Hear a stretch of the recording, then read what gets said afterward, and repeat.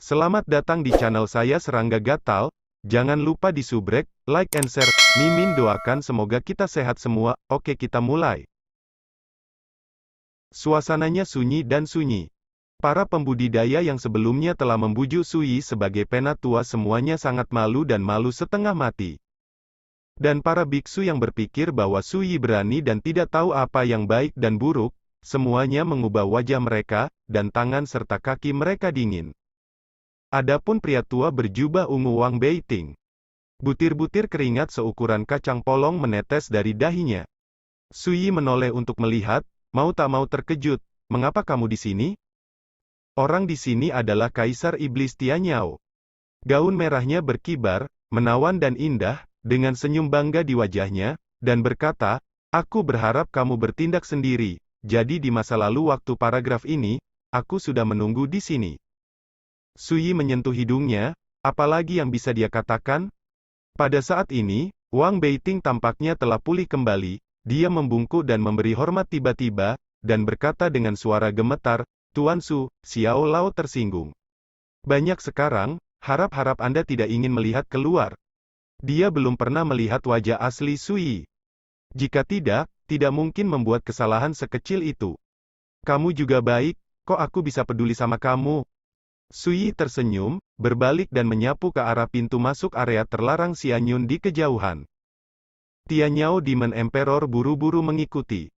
Saudara Su, saya tahu Anda khawatir saya akan dalam bahaya, jadi saya berencana untuk bertindak sendiri, tetapi saya telah memutuskan untuk datang dan menjelajah, mengapa saya harus peduli tentang hidup dan mati.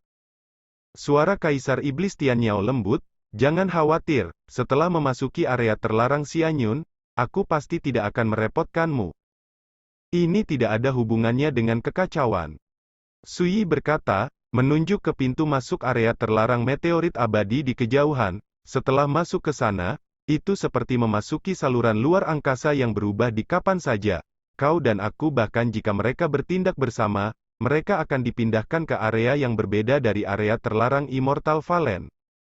Dia telah berada di area terlarang Immortal Fall berkali-kali sebelumnya, tetapi dia hanya melintasi area luar, dan dia hampir mati beberapa kali. Sui tersentak, menoleh dan pergi. Bukan karena mereka takut, tetapi semut api yang melahap roh sangat sulit untuk dijerat. Yang paling penting adalah tidak banyak harta pada racun ini, hanya tubuhnya yang hampir tidak dapat berfungsi sebagai bahan pemurnian. Di mata Sui hari ini, dia seperti iga ayam, hambar untuk dimakan. Kekosongan itu hancur berkeping-keping, seolah-olah telah terbakar dan runtuh. Kelompok semut api yang melahap roh menggerakkan kehampaan dan dengan agresif mengejar Sui. Dalam perjalanan, kemanapun racun ini lewat, ruang terbakar, gunung dan hutan terbakar, dan bumi hangus. Tapi bagi Sui, itu bukan ancaman besar. Tapi segera, dia menyadari ada yang tidak beres. Di jalan di depan, sekelompok semut api pemakan roh muncul, menutupi langit dan bergegas seperti semburan api. Tepat ketika Sui hendak mengubah arahnya, dia menemukan bahwa ada nyala api merah menyala di mana-mana di kehampaan ke segala arah. Itu adalah sekelompok semut api yang melahap roh. Saya mendobrak sarang semut api pemakan roh? Sui tercengang. Ini baru saja memasuki area terlarang meteorit abadi, dan itu hanya area luar. Dan saya telah menemukan penahanan seperti itu. Saya harus mengatakan, itu benar-benar sial. Kalau begitu buat jalan berdarah. Sui tidak berniat membuang energinya, tetapi sekarang sepertinya dia hanya bisa melakukannya. Namun, pada saat ini, desahan tiba-tiba terdengar. Kupikir aku bisa menangkap ikan besar kali ini. Siapa sangka, ternyata hanya seorang pemuda. Suaranya penuh kekecewaan. Setelah suara ini terdengar, pasukan semut api yang melahap roh ke segala arah, seolah-olah diperintahkan, tiba-tiba berhenti dan melayang di kehampaan. Tuan, pemuda ini tidak sederhana. Meskipun budak tua tidak dapat melihat kultivasinya, ia dapat melihat bahwa ini adalah kaisar yang sangat muda. Ini adalah sangat jarang ditinggalkan di dunia yang bobrok dan sunyi ini. Suara serak dan dingin terdengar. Sungguh, bagaimana kalau aku mengambil mangsa ini sebagai budak? Alhamdulillah bisa disayang anak laki-laki. Saat berbicara, Dua sosok, satu tua dan satu muda, muncul di kejauhan antara gunung dan sungai. Pria tua itu mengenakan jubah abu-abu, pipinya kurus, dan matanya seperti elang. Pria itu tampan, mengenakan jubah kuning cerah, dan memegang seruling hijau giok di tangannya. Saat mereka muncul, semut api pemakan roh yang tak terhitung jumlahnya mendengung ke segala arah, seolah-olah mereka sedang menundukkan kepala. Ternyata seorang biksu dari garis keturunan binatang, tapi aku tidak tahu sekte mana di kedalaman langit berbintang. Su Yi berpikir keras. Warisan binatang sangat umum di kedalaman langit berbintang, dan banyak kekuatan teratas memiliki warisan ini. Anak muda, kamu dikelilingi. Di kejauhan, lelaki tua berjubah abu-abu itu berkata dengan parau dan acuh tak acuh, namun, kamu sangat beruntung disayang oleh anakku, mau mengambilmu sebagai seorang budak, mengapa kamu tidak berlutut dan berterima kasih? Sikapnya tinggi, dan itu benar-benar postur ke bawah. Su Yi tertawa dan berkata dengan acuh tak acuh, dengarkan nada ini, apakah kamu dari tanah murni Yuling? Tanah murni.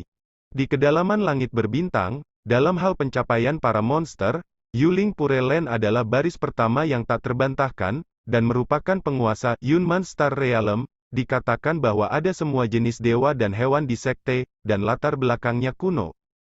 Pria tua berjubah abu-abu itu tertegun dan berkata dengan heran, kamu adalah seorang kultivator di Great Wilderness, dan kamu benar-benar tahu tanah suci roh kerajaan? Tahu satu atau dua hal. Su Yi berkata dengan sedikit kecewa, dapat dilihat bahwa Anda bukan biksu dari tanah suci roh kerajaan. Pria tua berjubah abu-abu itu sedikit tidak senang, dan berkata, meskipun kami bukan dari tanah suci roh kerajaan, kami bukanlah sesuatu yang kamu, penduduk asli kecil dari hutan belantara yang besar, dapat memprovokasi. Pemuda berjubah kuning cerah memandang Su Yi seperti listrik, dan berkata dengan arogan, saya dapat melihat bahwa Anda tampaknya memahami hal-hal di kedalaman langit berbintang. Kemudian Anda mendengar dengan jelas, kami berasal dari Gunung Seribu Roh Setan. Suaranya penuh kebanggaan. Gunung Seribu Roh? Su Yi memikirkannya, menggelengkan kepalanya dan berkata, ini, aku belum pernah mendengarnya. Pria tua berjubah abu-abu dan pria muda berjubah panjang tiba-tiba tampak jelek. Apa maksudmu? Mereka hanya mendengar tentang tanah suci Yuling, tetapi mereka tidak tahu apa-apa tentang Gunung Setan Qianling. Pemuda berjubah itu juga menggosok telinganya, seolah tidak percaya. Dia berkata dengan dingin, Paman Ming, bunuh penduduk asli hutan belantara yang hebat ini, tidak perlu tetap hidup. Itulah yang dimaksud budak tua. Pria tua berjubah abu-abu itu juga marah dan membunuh. Ketika dia berbicara, dia mengeluarkan seruling tulang dari lengan bajunya dan melambaikannya ke udara. Sulingan yang penuh gairah menembus kesunyian antara langit dan bumi. Di segala arah, semut api yang memakan roh yang tak terhitung jumlahnya bergerak tiba-tiba, seperti nyala api yang mengamuk, membantai ke arah Su Yi. Melihat adegan ini, Su Yi menghela nafas sebentar, orang-orang saat ini benar-benar semakin kesal. Dunia ini seperti terbakar. Semut api pemakan api yang padat datang dari langit.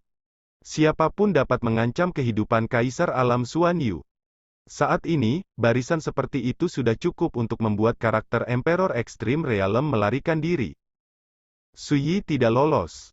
Dia maju selangkah, dan ribuan bayangan pedang meledak di sekelilingnya.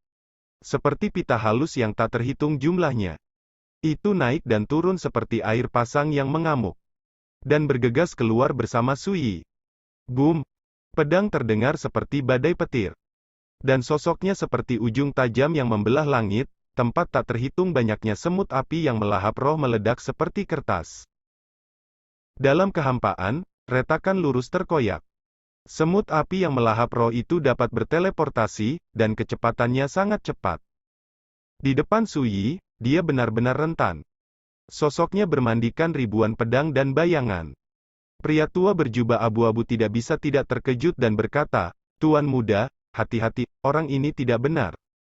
Penduduk asli Great Wilderness memang kuat, lebih tirani daripada orang-orang tua yang kita buru sebelumnya. Mata pemuda berjubah itu berkedip. Menurutku, tidak buruk membuat boneka pertarungan jiwa setelah dia ditangkap. Boom! Di kejauhan, pedang meraung seperti ombak. Sosok Suyi telah keluar dari pengepungan. Tunggu nak, aku akan membersihkan anak ini. Pria tua berjubah abu-abu itu melompat untuk membunuh. Berteriak. Dia melambaikan seruling tulang di tangannya, dan tiba-tiba ribuan hantu dewa dan iblis muncul, padat dan terjalin dengan hukum. Hanya dengan satu pukulan, kekuatan semacam itu cukup untuk dengan mudah membunuh orang-orang dari alam kaisar di dunia ini. Namun, lelaki tua berjubah abu-abu itu bukanlah raja kerajaan, tetapi jalan yang dia kuasai, yang merupakan semacam aturan astral. Melihat ini, mata Suyi berkilat jijik. Karena terlalu malas untuk mengatakan apa-apa, jubah berlengan itu melambai. Boom! Hah! Pria tua berjubah abu-abu itu tiba-tiba berubah warna dan menyadari ada yang tidak beres. Di masa lalu, dengan bantuan hukum dunia astral, dia telah memburu dan membunuh beberapa kaisar kerajaan Xuanhe, dan dia mudah ditangkap setiap saat. Sedemikian rupa sehingga ketika dia menghadapi Suyi, dia benar-benar mengabaikannya. Tapi kali ini, dia menyadari bahwa kali ini kemungkinan besar dia akan mengenai pelat besi. Keluar dari anakmu! Pria tua berjubah abu-abu itu berteriak. Pada saat yang sama, dia meledak dengan segala cara, melambaikan seruling tulang di tangannya, dan menghancurkannya ke arah Suyi di udara. Boom! Dewa dan iblis muncul, dan hukumnya seperti air terjun. Kekuatan pukulan ini seolah membelah langit dan bumi, dan terornya tak terbatas. Peran sepertimu juga hambar, membuat orang sama sekali tidak tertarik. Suara yang sedikit kecewa terdengar. Saya melihat sosok Suyi berkedip, telapak tangan kanannya menunjuk seperti pedang, sedikit di langit. Boom! Para dewa dan iblis meledak di langit, dan hukum yang bergulir runtuh. Puff! Pria tua berjubah abu-abu itu batuk darah, dan tubuhnya sangat terguncang sehingga ada retakan, dan dia tersandung ke belakang. Sebelum dia bisa berdiri teguh, Suyi muncul entah dari mana dan mengangkat tangannya. Tiba-tiba, sebuah kepala yang sangat besar terlempar ke udara. Segera, kepala dan tubuhnya berubah menjadi abu. Paman Ming. Di kejauhan, suara marah pemuda berjubah bergema. Sejak pria tua berjubah abu-abu itu memintanya untuk melarikan diri, dia merasakan ada sesuatu yang salah dan segera melarikan diri. Tapi dia masih tidak menyangka lelaki tua berjubah abu-abu itu akan kalah begitu cepat. Giliranmu. Suyi hanyut. Pemuda berjubah itu langsung panik, dan menghancurkan jimat rahasia tanpa ragu-ragu. Boom! Bantuan leluhur. Pemuda berjubah itu berteriak. Jangan panik, langit tidak akan runtuh. Suara pria parubaya itu lembut, anggun, dan tenang. Sungguh. Di kejauhan, Suyi tertawa. Ini hanya kekuatan kehendak dari seorang raja kerajaan, bahkan bukan klon. Pada awal tingkat kesempurnaan yang besar dari kerajaan Xuanyu, dia dapat dengan mudah membunuhnya. Belum lagi, dia sekarang berada di tahap tengah dari alam harmoni yang mendalam. Boom! Langit dan bumi berguncang, gunung dan sungai bergolak. Pedang Ki melesat dan menebas ke arah pria parubaya itu. Pria parubaya itu tidak tahan untuk tidak mencibir, "Oh, kerajaan kekaisaran hari ini, berani begitu sombong." Wajahnya tiba-tiba berubah, hampir di luar insting, dan dia mencoba mengguncangnya dengan seluruh kekuatannya. Hanya dalam sekejap, sosoknya meledak, terkoyak, dan terpotong oleh pedang. Dan ejekannya masih bergema di antara langit dan bumi. Seperti sebuah ironi besar. Kok bisa? Pemuda berjubah itu tercengang dan hampir pingsan. Bagaimana mungkin penduduk asli yang liar bisa begitu tirani? Pop! Pemuda berjubah itu ditampar kepalanya, menyebabkan matanya bersinar, dan seluruh tubuhnya gemetar. Siapa penduduk asli Great Wilderness? Suyi bertanya sambil tersenyum. Pemuda berjubah itu tidak sombong, wajahnya suram, dan dia berkata dengan ngeri, "Kamu. Siapa kamu?" Pop! Kepalanya ditampar lagi, tengkoraknya hampir pecah, dan rasa sakit membuatnya menyeringai dan memutar wajahnya. Suyi bertanya sambil tersenyum, "Apakah kamu tidak ingin menganggapku sebagai budak? Kenapa kamu tidak berani?" Pemuda berjubah itu ketakutan, gemetar, dan hampir pingsan. Dia juga sangat bingung, Dia tidak bisa membayangkan bagaimana seorang pemuda berusia awal 20-an bisa begitu kuat, dan bahkan kehendak Realm King pun rentan di depannya. Bicaralah. Sui berkata, mengangkat tangannya dan menamparkan lagi. Pop. Sosok pemuda berjubah itu terhuyung-huyung, matanya menjadi gelap, dan dia hampir pingsan. Dia tidak bisa menahan diri untuk tidak meraung lagi, tidak ada habisnya. Bunuh aku jika kamu memilikinya. Di masa depan, aku akan menghancurkan seluruh klanmu. Satu lagi idiot yang tidak kompeten dan pemarah. Sui tiba-tiba kehilangan kesabaran, dan menembak langsung, menghancurkan tubuh pemuda berjubah itu, dan mengeluarkan rohnya. Kamu, apa yang akan kamu lakukan? Semangat pemuda berjubah itu sepertinya menyadari apa yang akan dilakukan Sui, berjuang dengan panik, berteriak panik, jangan lakukan itu, aku akan mengaku kalah. Oh, saya tidak terima. Sui berkata dengan santai. Jubah pemuda. Boom. Rohnya tiba-tiba hilang kesadaran. Selanjutnya, Sui mulai mencari jiwanya. Dalam seperempat jam, Sui akhirnya menemukan asal-usul pihak lain. Pemuda berjubah ini bernama Zuo Fang, dan Gunung Setan Qianling tempat dia berada terletak di alam bintang asal ilahi. Dan alam bintang asal ilahi adalah situs sekte galaksi. Pembangkit tenaga listrik seperti Qianling Demon Mountain yang dikirim kali ini dikirim oleh sekte Dewa Galaksi untuk datang ke dunia liar bersama-sama.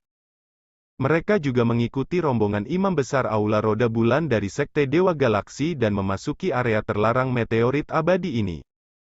Dan ada 6 kekuatan seperti Qianling Demon Mountain yang melayani di bawah komando Galaksi God Cult. Seperti yang diharapkan, jauh sebelum pertempuran Laut Bintang jatuh dimulai, orang-orang dari kedalaman langit berbintang ini diam-diam memulai tindakan mereka dan datang ke area terlarang Immortal Valen ini. Sui diam-diam berkata, menurut ingatan Zuo Fang, Sekte Galaksi dan pusat kekuatan 6 kekuatan di bawah komandonya berjumlah sekitar 30 orang. Dan hanya ada 2 karakter di dunia ini. Salah satunya adalah High Priest of the Moonwell Hall of the Galaxy God Sect, Liu Jianqi, dan yang lainnya adalah penatua tertinggi, Luo Zihong, dari Beyond Dao Sect dari Divine Origin Alam Bintang. Sejak setengah bulan yang lalu, Liu Jianqi meninggalkan area ini dengan beberapa orang kuat dan pergi ke kedalaman area terlarang meteor abadi. Luo Zihong dari Beyond Daomen memimpin sekelompok pria kuat lainnya untuk mencari peluang di luar area terlarang Xianyun. Memang relatif aman bagi orang-orang di ranah kerajaan untuk duduk di kota dan berkeliaran di area luar ini. Sui diam-diam berkata, yang benar-benar menarik perhatiannya adalah bahwa di area terlarang Immortal Valen, cara raja kerajaan tidak terpengaruh oleh reaksi dan pengaruh aturan Zhou Tian. Tiba-tiba, Sui merasakan jantungnya berdenyut. Tanpa ragu, dia pindah. Aura kehancuran yang mengerikan menyebar, menyebabkan gunung dan sungai di dekatnya bergetar hebat. Sosok Sui terbentur, dan jubahnya bergoyang. Pada saat ini, suara tajam memecah udara terdengar.